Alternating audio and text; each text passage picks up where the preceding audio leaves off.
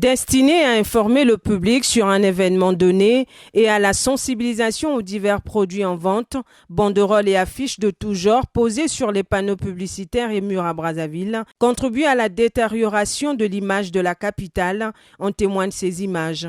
On retrouve ici des affiches qui ont largement dépassé les dates, des informations ne sont plus actuelles, elles se détachent même des panneaux. La ville devient de plus en plus sale.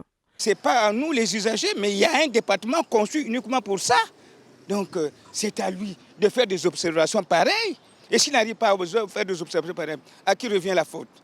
Ce n'est pas à nous autres, ça fait partie de l'attirance de la vie des touristes aussi. Ça fait ça exactement, c'est dégradant. Vous regardez, vous dites que nous ne sommes pas dans une ville. Avant que des gens ne puissent afficher des trucs comme ça, ils délivrent auprès de la mairie ce qu'on appelle par le certificat d'autorisation. Et donc, c'est la mairie qui est bien placée pour sanctionner. C'est quelque chose qu'on peut faire par un claquement de doigts comme ça. Si la mairie décide, c'est peut-être un manque de volonté. Le directeur en charge de la communication de la mairie centrale, quant à lui, pointe du doigt les organisateurs des événements censés faire le suivi après le délai de leurs activités comme l'exigent des textes et règlements. La mairie, exactement, effectivement, qui donne l'autorisation, mais cette autorisation est assujettie aux conditions qu'on doit remplir. Nous avons un contrat, quand vous venez solliciter une autorisation, on vous montre les termes dans lesquels cette autorisation est établie. Donc, c'est juste l'incivisme, les gens qui pensent que si l'événement est terminé, le reste, ce n'est plus son problème. Et voilà pourquoi vous allez remarquer ce que nous déplorons tous aujourd'hui. Le délai, c'est en fonction de l'événement. Si vous avez pris une campagne de 2 semaines après, vous avez l'obligation de retirer vos affiches. C'est vrai qu'on peut laisser 48 heures, une marge de 48 heures, mais au-delà de 48 heures, ça devient l'entêtement pur et simple. Donc si certains citoyens accusent la mairie, c'est à tort. Ce n'est pas la faute de la mairie, c'est bien l'incivisme des Congolais.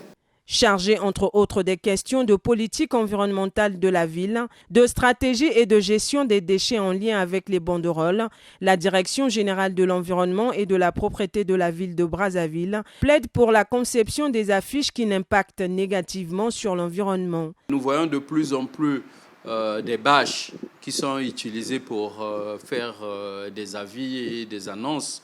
Mais sinon pour nous, la recommandation pour la matière idéale, c'était le tissu, du fait que on peut l'exploiter autrement après. Selon les 2 directions de la mairie, plusieurs banderoles et affiches publicitaires posées sur la chaussée ne bénéficient pas de l'autorisation de la mairie, d'où ce constat amer. Moi, je vois 2 fois des banderoles posées, mais quand j'interpelle, on me fait savoir que non, ils ne sont pas passés par la direction. Et même lorsque vous allez au niveau des mairies d'arrondissement, les mairies d'arrondissement ne sont pas informées. Mais à ce moment-là, quand c'est comme ça, le constat étant là, on fait la dépose. Rendre à Brazzaville sa verdure d'antan et contribuer à son rayonnement est le cri de cœur des Brazzavillois qui plaident également pour la mise en place d'un dispositif de gestion des ordures ménagères.